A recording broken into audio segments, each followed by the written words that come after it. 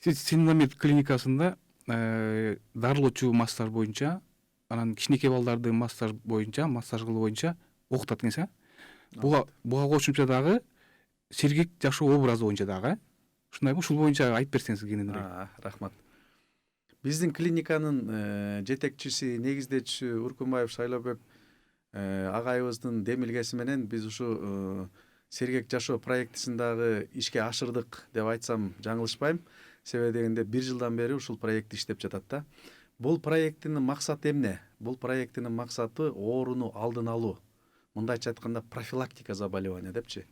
Биздин көп багытта медициналык багыттагы кызматкерлер ушу профилактика маселесине көп көңүл бурбайт экенбиз да.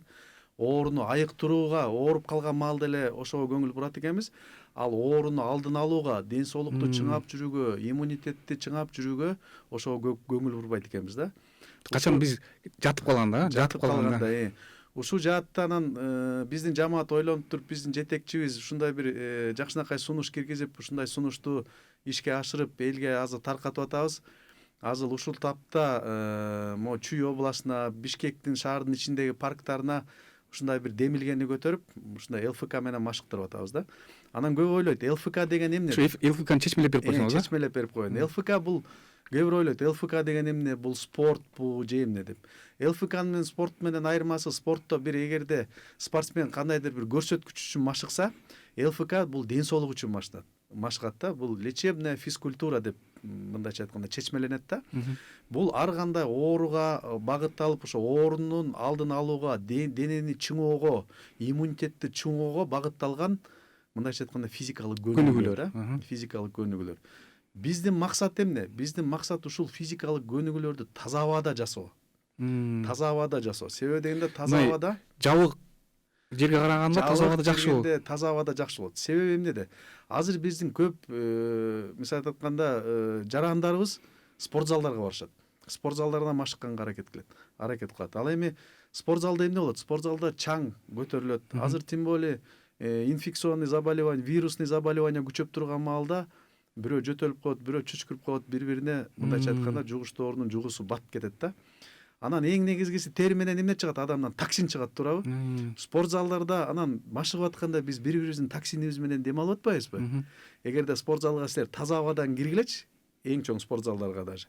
Менмин деген спорт залдарга кирсеңер, таза абадан кирсеңер, кадимкидей жыт болуп турганын сезесиңер да.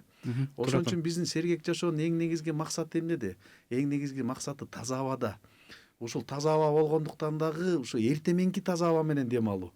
Ушу 6 менен 7-нин ортосунда бул да маанилүү. Эң маанилүү нерсе 6 менен 7-нин ортосунда абанын эң таза аба болот да ошол маалда. Кечиресиздер. 7ден кийин уже биздин аба булгана баштайт. Машинелер жүрө баштайт, ар кандай чаңдар көтөрүлө баштайт. Ошол таза абада машыкканда бул адамга эффекти аябай жакшы болот да. Иммунитети чыңалат, көңүлү ачылат. Себеби дегенде ушул эртең мененки гимнастикада бизде гормон счастья деп коет, бактылуулук гормону деп коет да, бактылуулук гормону бөлүп чыгат да, серотонин деп коет да. Ошо бактылуулук гормону бөлүп чыгат. Адам ошо гимнастикадан кийин ишмердүүлүгү мындайча айтканда күчөйт, работоспособность деп коет, настроениясы жакшы болот. Ошол күнү кечке мындай сергек алып жүрөт. Сергек алып жүрөт өзүнчө. Ошондуктан биздин сергек жашоонун эң негизги максаты ушу таза абада эртең менен физикалык көнүгүүлөрдү жасатуу болуп эсептелет да. Жакшы, эң жакшы нерсе экен да. Ушуну дагы баягы өнүктүрүү боюнча бир иштерди алып барыш керек окшойт. Даже мамлекеттик деңгээлде мындай маани берилиш керек окшойт деп ойлоп атам да. Албетте. Азыр ушул тапта биздин максатыбыз ушу Бишкек менен анан Чүй областы менен чектелип калбастан биздин бүт Кыргызстандын региондоруна киргизсек деп атабыз да.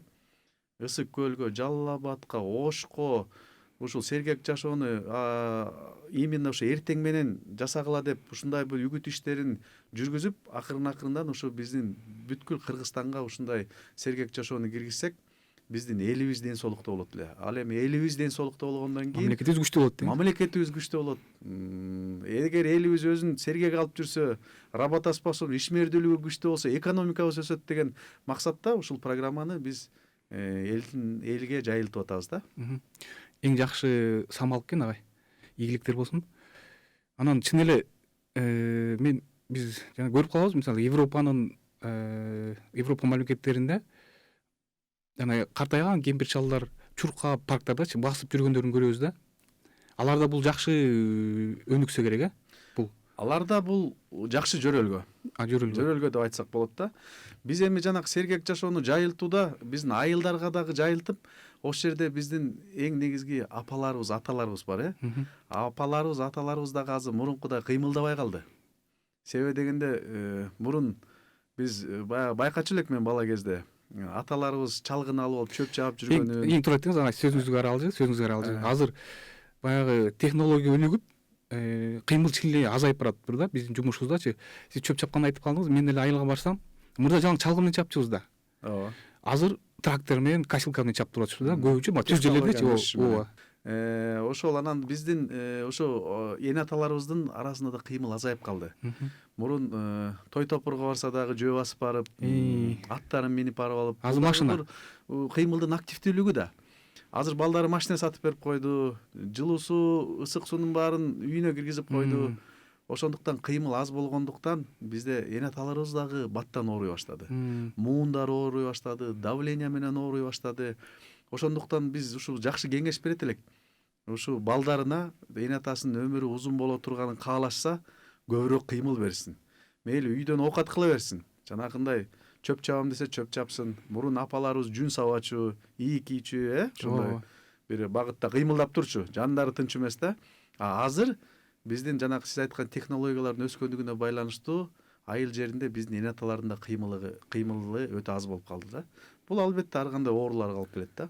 Кыймылдап турган жакшы экен да. Туурабы? Картайганда көбүнчө, Картайганда көбүнчө кыймыл керек. Жанакындай кан айлануу системасын нормалдаштырып, жана мен айтып кеткен мышечный гипертонус, гипотонус деп коет, мышечный атония деп коет. Ошолорго каршы болот бул кыймыл деген дайыма булчуңдарды мындайча айтканда өзүнүн калыбында кармап турат.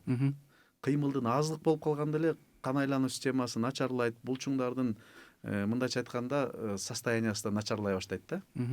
Бизге келген суроолор бар экен. Жаңы төрөлгөн баланын ичинин тынбай көбөйүп турушуна массаж жардам береби дейт. Массаж эң сонун жардам берет. Бул массажна перистатику деп коет да. Ошон үчүн жанакы биз академияга чакырып атканыбыз ошол да. Даже болочок энелерди, баардык турмушка чыга элек кыздарды биз айтабыз. Ушуну үйрөнүп алса кийин турмушка чыкканда өзүңөрдүн балдарыңарга жасайсыңар депчи.